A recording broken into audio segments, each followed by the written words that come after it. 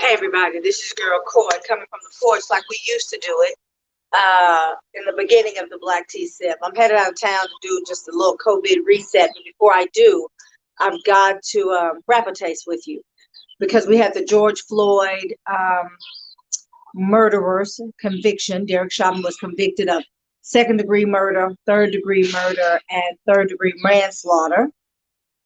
And before we could celebrate that verdict, we learned of Makia Bryant's death. A cop shot her. And, I was thinking to myself, are we diluting our argument? Are we somehow kind of weakening our argument when we lump all of these together? Because if you unpack what happened with Makia Bryant, you'll know that she had a 7 to 8 inch knife. And the cop ran up and he's like, whoa, wait a minute, because it's like it's mayhem. It's literally a melee. You got people fighting over here. Some man's kicking a woman. I mean, it's mayhem. And I know someone running into that situation is trying to see what's going on. Now, the question is, why was his gun already drawn? Did he have time to see and process the fact that she had a knife? Or, is that standard police procedure to get out of the car when you see something going on with your knife drawn? Or is that what white people do when they see Black people in this, kind of discombobulated kind of melee situation? But I wonder if we're diluting our argument, because we cannot lose sight of the fact that she did have a knife. The girl was pinned up against the car, and she was, in fact, looking like she was going to stab her. Now, I know that the LeBron James said, accountability, and said, you're next, about the police officer. And then he kind of said, he took it down. We do want accountability. We absolutely want people to stop shooting us, stop shooting our babies, stop killing our husbands and our fathers and our daughters and wives and mothers, grandmothers.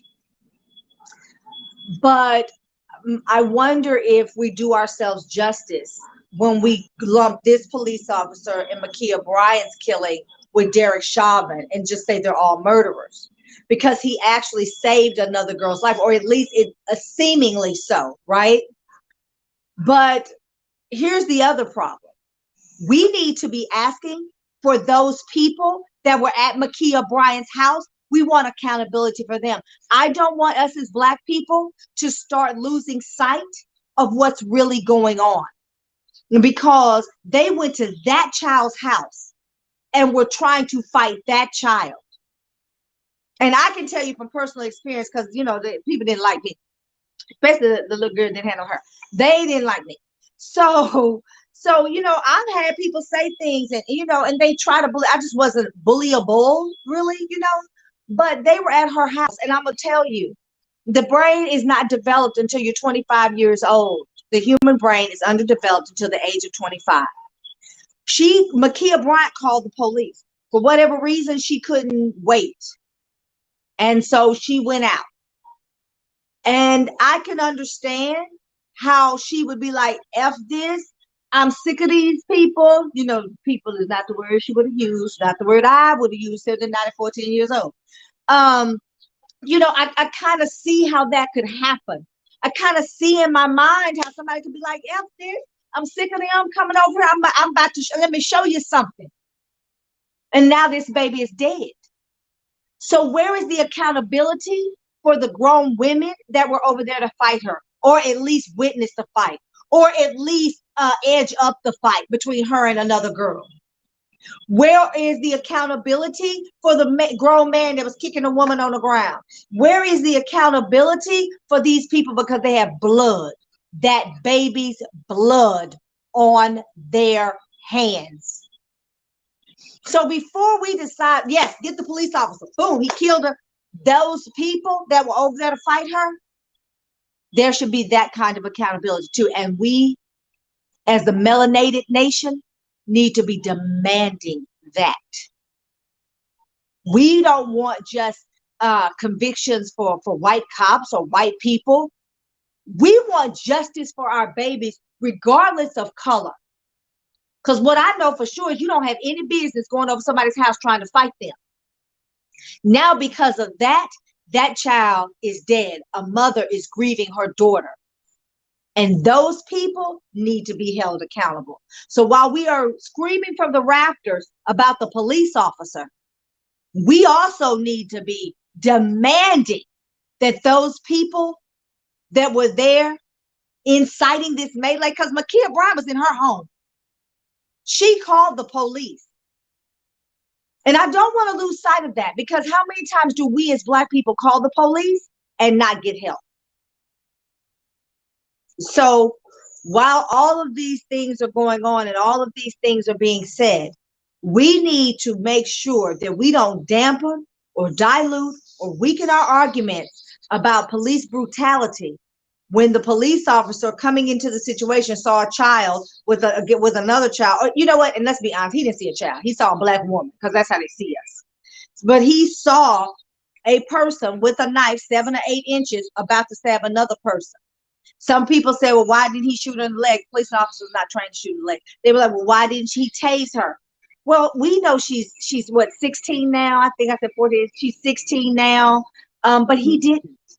He just saw people in a complete melee he's trying to assess. But the people that were over her house, they know what was going on, and they know that they are responsible for that child's death. And I don't want us to lose sight of that. I want us to be demanding that they pay, because they should. I just want to touch, before I go out of town, I wanted to wrap a taste. Derek Chauvin wrote his lawyer's telephone number on the palm of his hand, which was exposed, in some media outlet. I think he knew he was going to prison. And I also think he was shocked that George Floyd, this drug addict, big old burly Black man with the $20 counterfeit bill, could cause him to lose his job, his liberty. And we don't know what the penitentiary is looking like for him, because they have him in isolation, perhaps his life. As the Bible says, an eye for an eye, a tooth for a tooth in the Old Testament. And it looks like we got some of that justice for George Floyd. But to what end? Because now we have Kim Potter, who shot and killed Dante Wright. I actually don't think it was an accident. If it was an accident, she is grossly incompetent. I think that's the new trick or the new code. Gun, he's got a gun. They used to do that. And then now it's taser. Like, I guess she was saying clear, like, at the hospital when they go put the paddles on you, it's clear, and they shoot you up. I guess that's what it was. So everybody was standing back so they wouldn't get tased. It's all weird. It's real weird. But I also think it was some racial profiling, and they're trying to cover it up. And I don't want to lump Kim Potter and Derek Chauvin into this other Makia Bryant, because I think when we do that, when we just blanket it all, we really do hurt our argument. And I just want to make sure that we are we're keeping our eye on the prize, because ultimately what we want is for them to stop killing us dead in the street. And so we have to dissect that and pull that apart. We can't allow ourselves to just lump everything together, because then that's when they pick it apart and use our own words against us. And that has happened throughout centuries. So it was important for me to come out and say something to you guys today, because I feel like we're processing so much trauma. George Floyd, before we could finish with George Floyd, it was Dante Wright. And before we could get the verdict for George Floyd, it was Makia Bryant. And we're now, Tamika Mallory is holding a march in Baytown, Texas. If you don't know anything about Baytown, Texas, that's where all of the executives live. That's where Exxon execs and, the rich, powerful, that's where they live. They really don't like colored people in Baytown. That's always kind of been the wink and the tongue in cheek. There's going to be a march there May 13th. If anybody has any information on that, I've tried to find it. I couldn't find it. They've talked about it, but I can't find it. So please send that information to me. The young woman, Pamela, that they're marching for was laying on the ground. I mentioned it last week. She said she was begging for her life and asked him not to kill her. And then the media came out and was like, oh, she's not pregnant. Well, maybe she thought she was. You ain't never had no situation where somebody thought they might have been pregnant. It's really weird to me. But because like that's really not the point. The point is that she's dead. It would only be worse if she were pregnant. Let's be thankful that she wasn't, right? So she lay on the ground and he shot her in the back, and she was on the ground. She's begging for her life, and the police officer shot 5 more times. And I believe it was a woman, a female police officer, shot 5 more times. 3 of those bullets hit her, 1 in the face. She couldn't get no deader. She kept shooting. I just don't want us to commingle the issues so that we're not affected. You know, if you're just joining me and you're just coming on, I'm not in the studio today because I'm headed out of town. I need to do a COVID reset. I need to do a death reset. I need to clear my mind and think about something else because I do feel trauma. I did not sleep. Makia Bryant, the 16-year-old girl that was shot and killed by the police officer in Ohio, in Columbus, Ohio. I didn't rest well. I didn't sleep. And so if you're just coming on, I'm saying we're demanding justice because we want the police officer to be held accountable. We need to make sure those people that were at that child's house trying to fight her, that they're held accountable because the blood is on their hands. They are responsible for that child's life. And justice, when you are in this sun-kissed skin, should not just be black and white. It should be for good. Right is right and wrong is wrong. And in the words of my grandmother, ain't no right way to do wrong. We got to be on the side of right all the time, because if we don't, they pick our words apart. They use them against us. And then we lose our argument even when we were in the right. And I don't want to lose sight of what we got going on here. This movement, this momentum. You know, the George Floyd family, I think they have awakened a beast.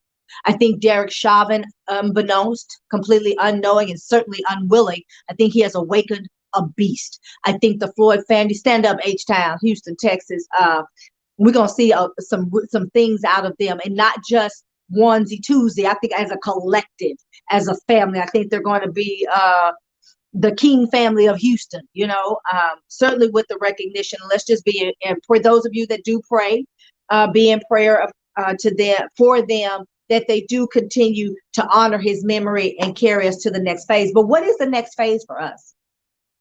We certainly can't stop with Derek Chauvin. I mean, he was convicted of all 3 counts, but I don't see how he couldn't be. If he was guilty of 2nd-degree murder, then he was guilty of 3rd-degree. I mean, yeah, 3rd-degree murder, and then of course manslaughter. If you look at the charges, and there was a juror, white lady. I knew she was gonna be a white lady. No disrespect, no tea, no shade. She came out and talked about how she felt, and she was surprised, even though she sat there the whole time. She was surprised. She was an alternate, so she did not go into deliberations with the rest of the jury, but she was surprised, I keep saying it that way, that they convicted him of all 3. What? Say that out loud to yourself 3 times and see if it makes sense to you. I'll hold. No, doesn't make sense. What do you mean? I think 3rd-degree was 2nd-degree murder was unintentional. 3rd-degree murder was depraved mentality. And then of course manslaughter says, you know, I killed you, but I didn't set out to kill you. So how could he not? I mean, George Floyd is dead. How could he not be convicted of all 3? I thought that was weird. And so then I asked myself the question, is this also a part of kind of a white bubble that we always use as white supremacy? But I don't know if everything is white supremacy, because she did feel like that Derek Chauvin was guilty of 2nd-degree murder. So maybe it's the white bubble. I have recently had a situation with my son at his school, because my son has food allergies and I didn't want them to give him food during testing. And so I told her we're not going to participate. They were asking parents to donate food. I said, we're not going to participate. And then, you know, it kind of went back and forth, me and her, because she didn't know what quinoa chips were, but she wants them to eat healthy. And so then she told me my son did not take what she was giving then he would have to explain to her what he was eating. Oh, really? So my response was, he will not, and basically you better not ask him. I had to get the principal involved, and the principal was like, I don't care if she gives him a chocolate bar. That's not your responsibility. You can't dictate what that woman feeds her child. But that's part of the white bubble.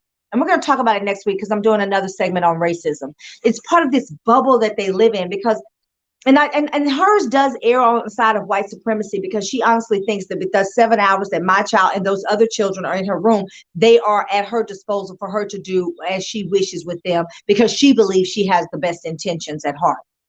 But that too is subjective. But that's part of the white bubble. And I think that this juror, although she was an alternate and she didn't go into deliberations, she was in this bubble about what Derek Chauvin was guilty of. And that's what we find on our juries. When they say a jury of our peers, we oftentimes will find the bubble people. So because of that, we often find our that other people don't understand. So I'm asking you guys to join me next week on our show on racism. I'm going to have some guests, and we're going to kind of unpack some things. And I want you guys to call in, because I think we need to have more and more of these conversations. So I'm asking you to share, like my YouTube, subscribe to YouTube, like Facebook. Don't just like the show, actually like the page. Follow the page, but certainly subscribe to YouTube, because we're going to have more and more conversations. I had the guy that I had come over and see about my roof. He found out that I have a show, and he wants to talk, because he says it's not about racism. It's about it's not about race. He wants to talk about, but it is about race. If it wasn't about race, George Floyd wouldn't be dead. Dante Wright wouldn't have been stopped.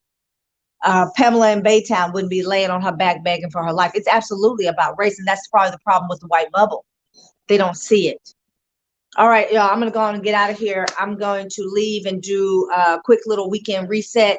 I'll see you same bat time, same bat channel next week, and we will wrap a taste. We're talking about racism next week, and we'll do it all again. Love, peace, and hair grease in a minute.